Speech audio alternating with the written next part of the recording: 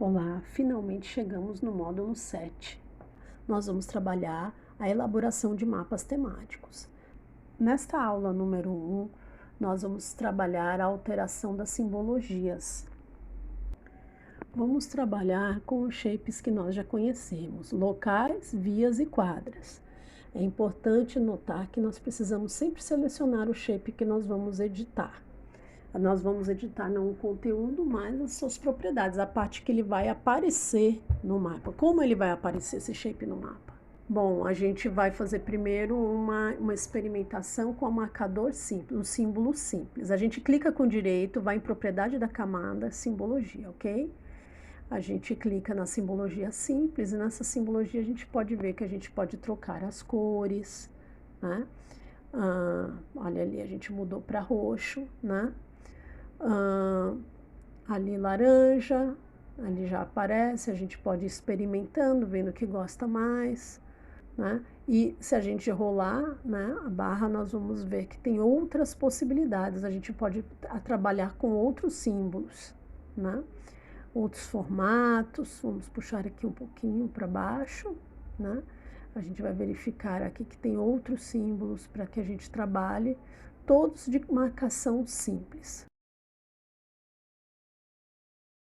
Triângulos, alguns símbolos estão relacionados com uma codificação formal já existente na cartografia e outros não. A gente vai colocar o efeito Drop Shadow, ele tem uma sombra, né? A gente vê aí como é que fica, para a gente experimentar, né?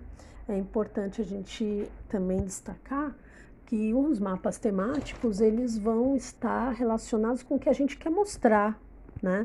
Ou dentro de um texto, ou numa reunião, uma análise espacial. O que a gente está querendo demonstrar com aquelas relações espaciais colocadas ali a partir dos shapes que estão ali, né? Então, a gente vai dar ênfase a elas. Além de dar ênfase, a gente vai facilitar a identificação de quem está lendo o mapa, né? Agora a gente está trabalhando com a linha, né? E a linha ela pode variar na espessura, tá? Ela pode ser pontilhada, ela pode mudar de cor, né? Tudo trabalhando nessa simbologia simples. Ó, a gente coloca aí a linha pontilhada, né? Como nos pontos a gente também vai ter uma variação, vamos colocar o efeito neon aí, né? Pra gente ter, olha como é que fica, né? Esse efeito emboss, né? Tem vários efeitos que a gente pode dar, várias simbologias, né? Para a gente poder facilitar o máximo possível. A gente tem esse pointing arrow, né? Que aí a gente vai ter essas setas, dependendo do mapa. Esse a gente trabalha muito quando a gente quer indicar as redes, né?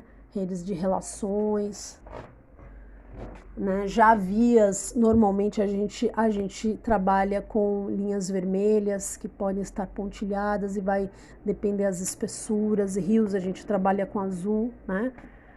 Então, assim, também a gente não pode criar tanto, né? Porque a gente está trabalhando com os códigos da própria cartografia, né? Mas a gente também pode usar esse mapa para trabalhar artisticamente, mostrar de uma forma publicitária algo, né? Uma outra forma de trabalhar a classificação, né, é por categoria. E a categoria, normalmente, a gente trabalha com textos, né? Com os dados que estão em texto.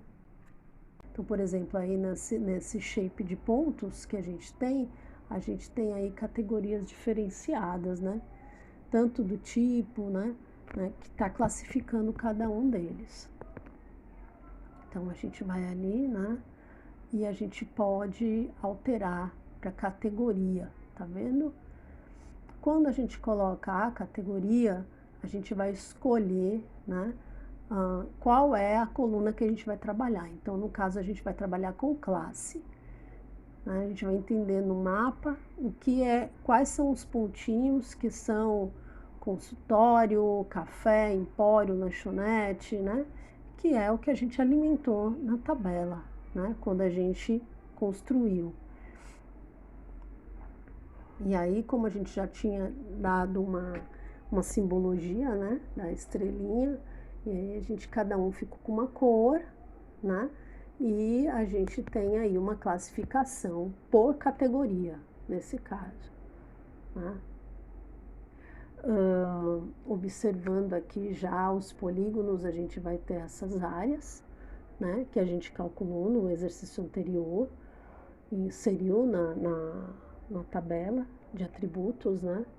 E aí, a partir desses dados que a gente tem, e é por isso que é importante, né, a gente ver qual é a diferença mesmo de você trabalhar com esses dados georreferenciados, porque ele vai ter cada feição gráfica, ela vai ter um conjunto de dados que vai identificá-las, né? Então, por exemplo, aqui, a gente trabalhando com gradação de cor, né? A gente pode trabalhar com números, né? Trabalhando com números de uma série de possibilidades diferentes ali que a gente viu, quais são os gradientes de cores que a gente pode usar, e os tipos também de cálculos estatísticos, né? Desvio padrão, intervalo igual, quebra natural, escala logarítmica, né? A gente vai escolher, né, o que é mais adequado. E o número de classes, ali está número de classe 5, né? Esse cálculo de polígono é bastante útil quando a gente trabalha, por exemplo, com população, setores censitários, né? Os setores censitários, eles são shapes que vêm em forma de polígono, né? E pode estar limitado com a população, por exemplo. Então, a gente faz uma gradação de cores, onde a população, a gente vai ter um mapa, onde as áreas onde tem uma população maior, vai estar mais escuro, né? Então, isso vai depender da lógica e do que a gente quer mostrar, né? Porque os mapas temáticos, eles têm justamente, deixa eu falar, repetir, né? Ele tem essa característica de querer comunicar algo, né, para quem está lendo, para facilitar análises, para tomada de decisão, para informação em determinada reunião.